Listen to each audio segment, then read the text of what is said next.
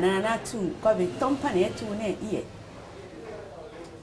to no abe eya abe fe gara a fe de na tu a fe chogo a fe na ke de na kora ka goro kora no aro dike gara a fe nko to ngbo ina ki ro go na tu wa va mon ko no wa eya va tu wa u atom no go bere ko me u nda be kora Monica koroba puruba tomem oro si kora ko oro latu nsi or ntira na kesi ana tu wasimaki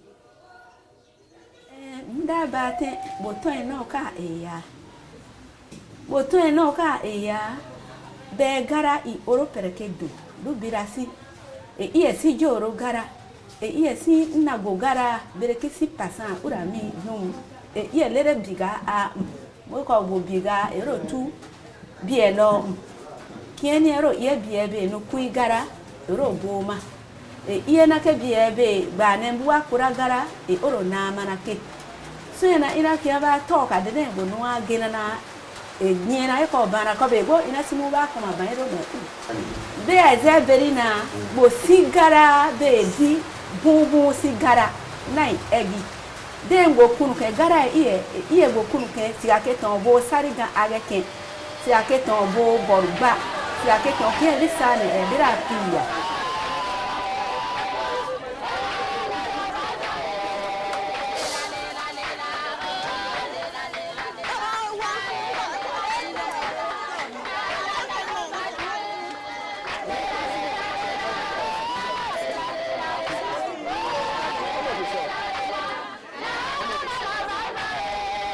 In 2008 and 2009, there was two massive oil spills that the crude oil covered the surface of the water, the swamp, the creek, and destroyed the mangrove, the ecosystems. And today, Bodo have no name again as it was before. The oil spill originated from the Transpap line that lead from Bodo to Boni step down, and the explosion occurred in two different points. The oil was flowing from the pipe for 72 days. It was very, very amazing when the oil get to my fish pond. I discovered that all I have put in, all with all my rigors, with all my strength, with money, time, all the aquatic system in the fish pond died. After 72 days, oil have covered everywhere.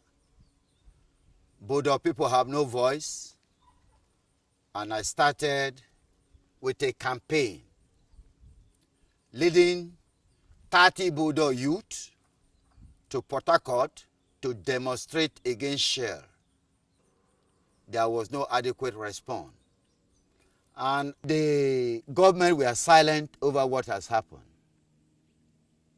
Even our members of House of Representatives, from the councillor to the local government, to the state assembly, to the federal level, to the Senate, everybody were silent. Nobody spoke. Amnesty International, Patton Will said, Center for Environment, Human Rights and Development came in to document what has happened. It was a very severe case that it is only the evidence which is proof that can bring out something. They bring out a lot of experts, those that come to test the water, and they send some of the water to University of Port Harcourt, and after testing it in University of Port Harcourt, they also take it outside Nigeria to Europe. Soil, the leaves, and these people were different experts, independent experts, independent researchers. And as they come, they will get the water and put it in a bottle. Sometimes they take the soil, they put in a bottle, and most of the time will be in the mangrove. They take the mud and put it in the bottle so that the scientists will be able to analyze them and know exactly how that place is contaminated.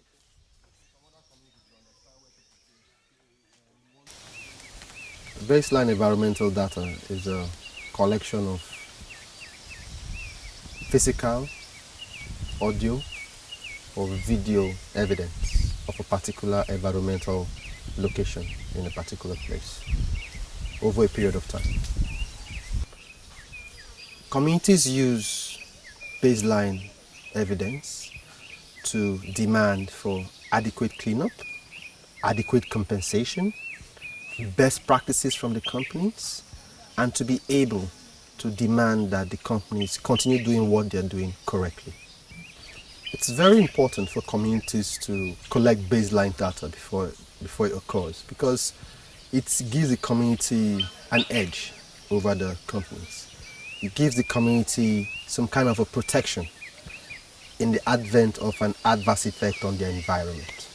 The importance of the baseline data was very glaring. The community was able to present credible information that could rival what the oil company was bringing to the table. There were very clear evidences of time of the spill, the date of the spill, the duration of the spill, and even the impact area of the spill. This gave experts, the law courts, and other people involved in the case a clear picture of the environment before the spill and after the spill. One of the messages I want to pass across to others around the world who maybe by this documentation will have access, do what we call local knowledge of your area. You take a photo of your area so that if something happened in that area tomorrow, you could be able to explain to people, this is how the area look like. I recommend those communities that they have some extraction from their land to have a good photo or a very good smartphone, which they can go around and begin to photo the area, because you doesn't know what will happen tomorrow, either between the company and the community.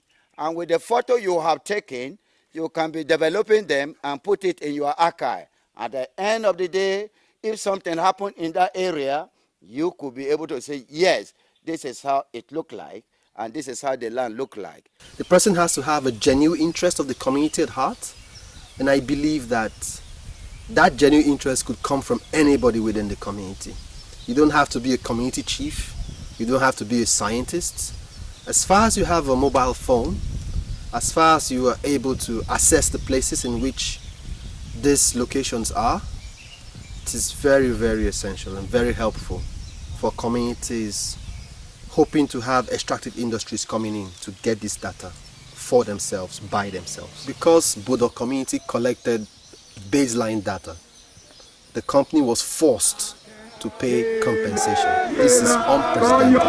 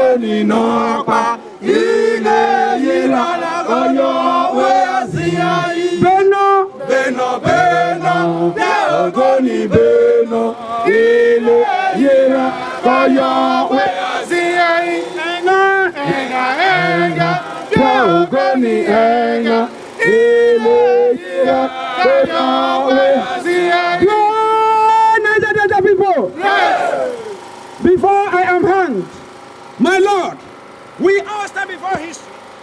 I am a man of peace, of ideas, appalled by the denigrating poverty of my people who live on a richly endowed land. Disturbed by their political marginalization and economic strangulation, angered by the devastation of their land, their ultimate heritage, anxious to preserve their right to life and to a decent living, and determined to usher to this country as a whole a fair and just democracy system which protects everyone and every ethnic group and gives us all a valid claim to human civilization.